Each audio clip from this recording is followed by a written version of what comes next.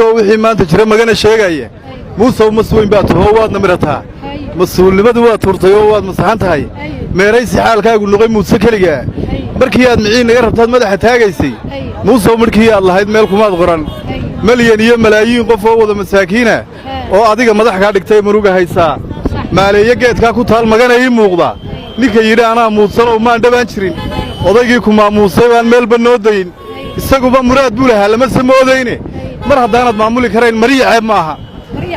madaxweyne musuqmaasuqa Muuse waa koow macnahaaga waan wada ognahay miraya laabtaada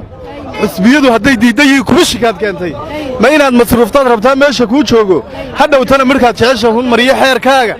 macna laawa meeraysi wada keligii meelayste mar haddaanad magaca u tureen maamulkana tur ha isku murugto waa markaad rabtay maatadan Allah ama de macna ileedihiyo maara gooniyahe nabadda miduun baan heli maara noo hele waa haddaanad maaliya ka rabin iyo mulkiyado waa haddaanad magac weyn ka rabin oo masiiba maasadaydan Muuse dhadhami way macaan tahay ha ku miiganay hoo biyaha waad marganaysaa marna wada liq Muuse miciinka ma filanayni walaal Amir Sisi Shiro Fashiya waxa doonayna su'aal ku weydiiyo magaca ku bilaabay walaal magacaagu Mawlido saad u aragtaa samafale Cabdimaalik Muuse Codon xarigiis